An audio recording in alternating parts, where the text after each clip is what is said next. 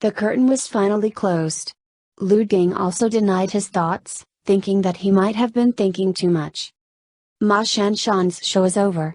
Suddenly I fell in love with Ma Shanshan's Taro and bought a cake for her to celebrate. But I didn't expect Ma Shanshan had already rushed back to Guangzhou to record the show, and the cake was taken away by the director. Every time Liang Chen and Lu Jing talked and chatted to the phone, they would secretly laugh, and a single word would make her happy for a long time. When Lu Jing hurried to the hotel, Liang Chen and Kalso passed by, but they were separated by a person carrying a poster and passed by again. Lu Gang and Liu Er saw an idol playing box essence on the street. Lu Gang wanted to get a small box, but they asked to finish 10 roasted durians. Liu Er accompanied Lu Jing on the task.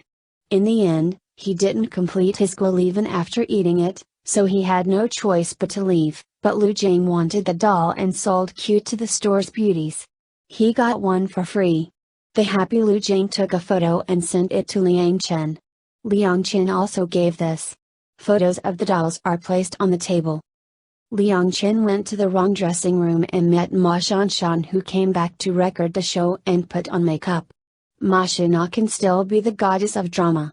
In the eyes of outsiders, he is fat and always dresses up as a clown to please everyone. Liang Chen took the initiative to ask Ma Shanshan to eat, and Ma Shanshan declined. The assistant wanted to ask Ma Shanshan to ask for Liang Chen's signature, but Liang Chen refused on the grounds of being unfamiliar. On the show, the host proposed to give the audience a reward.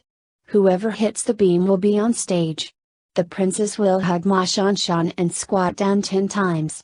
A male audience member was selected, but he was afraid of his body. I couldn't refuse. Ma Shanshan on the stage was a bit embarrassed. I didn't expect that the Taro who followed would offer to squat up with Ma Shanshan on the stage. I was so tired that my back pained and insisted on finishing it. He claimed to be very good and not heavy.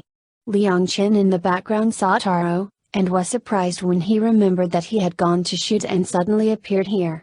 Liang Chen took the initiative to call Taro, but Taro accidentally dropped his phone. His back hurt so much that he couldn't pick it up.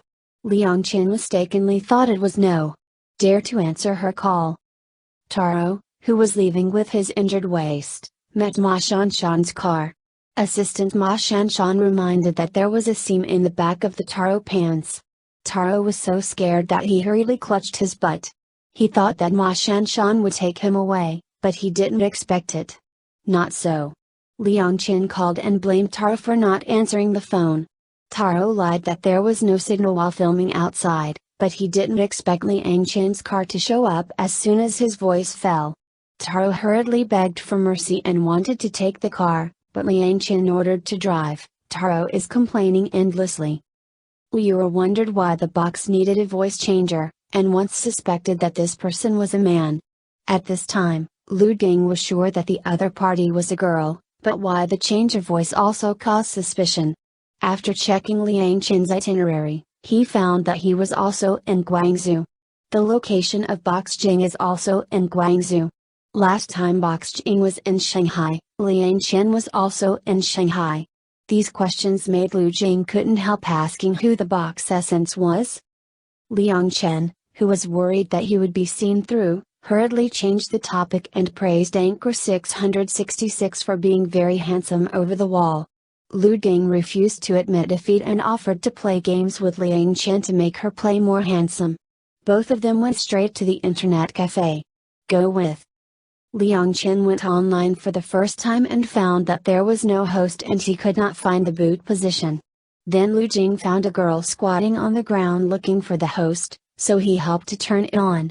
Liang Chen and Lu Jing happily played the game. Fita began to sing Liang Chen's song.